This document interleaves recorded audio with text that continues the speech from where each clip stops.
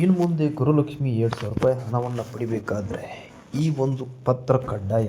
ಸರ್ಕಾರದಿಂದ ಬಂತು ಒಂದು ಹೊಸ ನಿಯಮ. ಸಿಎಂ ಸಿದ್ದರಾಮಯ್ಯ ಅವರು ಮಹತ್ವದ ಘೋಷಣೆ. ಕರ್ನಾಟಕ ಸರ್ಕಾರದ ಪಂಚ ಗ್ಯಾರಂಟಿ ಯೋಜನೆಗಳಲ್ಲಿ ಒಂದು ಜನಪ್ರಿಯವಾದಂಥ ಒಂದು ಯೋಜನೆ ಅಂತಂದರೆ ಅದೇ ಗೃಹಲಕ್ಷ್ಮಿ ಯೋಜನೆ. ಈ ಒಂದು ಯೋಜನೆಯಡಿ ಪ್ರತಿ ಕುಟುಂಬದ ಮಹಿಳಾ ಮುಖ್ಯಸ್ಥಿಗೆ ಪ್ರತಿ ತಿಂಗಳು ಕೂಡ 2,000 ರೂಪಾಯಿಯನ್ನ ಸರ್ಕಾರವು ಹಾಕ್ತಾ ಬಂದಿದ್ದು, ಇಲ್ಲಿವರೆಗೆ ಹಣ ಪಡಿಬೇಕಾದ್ರೆ ಯಾವುದೇ ನಿಯಮಗಳನ್ನು ತಂದಿರಲಿಲ್ಲ ಸರ್ಕಾರ. ಆದರೆ ಇವಾಗ ಹೊಸ ನಿಯಮವೊಂದನ್ನು ಜಾರಿಗೆ ತಂದಿದೆ.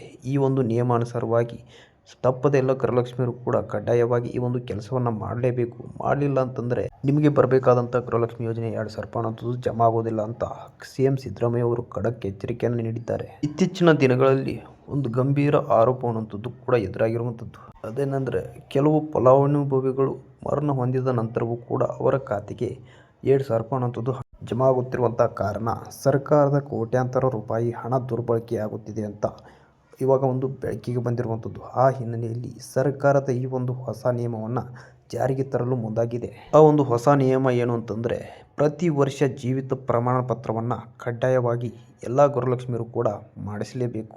ಹೌದು, ಮುಖ್ಯಮಂತ್ರಿ ಸಿದ್ದರಾಮಯ್ಯ ಅವರು ಈ ಒಂದು ಸಮಸ್ಯೆಯ ಗಂಭೀರವಾಗಿ ಪರಿಗಣಿಸಿ 7 ಫೆಬ್ರವರಿ 2026ರಂದು ಕಾರ್ಯದರ್ಶಿಗೆ ಲಿಖಿತ ಸೂಚನೆಯನ್ನು ನೀಡಿರುವಂಥದ್ದು.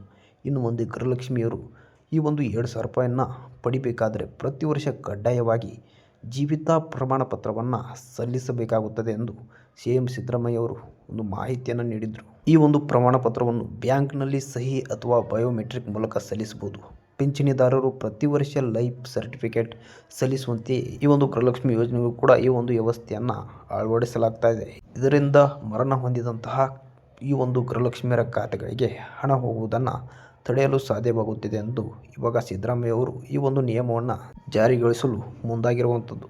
ಇನ್ನು ಈ ಒಂದು ನಿಯಮ ಜಾರಿಗೆ ಬಂದ ನಂತರ ನಿಗದಿಪಡಿಸಿದ ಸಮಯದೊಳಗೆ ಕಡ್ಡಾಯವಾಗಿ ಎಲ್ಲ ಗೃಹಲಕ್ಷ್ಮಿಯರು ಕೂಡ ಈ ಒಂದು ಜೀವಿತ ಪ್ರಮಾಣ ಪತ್ರವನ್ನು ಸಲ್ಲಿಸಲೇಬೇಕು. ಒಂದು ವೇಳೆ ಸಲ್ಲಿಸದಿದ್ದರೆ ನಿಮಗೆ ಬರುವಂಥ 2,000 ರೂಪಾಯಿ ಅನ್ನೋಂಥದ್ದು ಸ್ಥಗಿತಗೊಳ್ಳಬಹುದು ಅಂತ ಇವಾಗ ಒಂದು ಮಾಹಿತಿಯನ್ನು ಸಿದ್ದರಾಮಯ್ಯ ಅವರು ನೀಡಿರುವಂಥದ್ದು.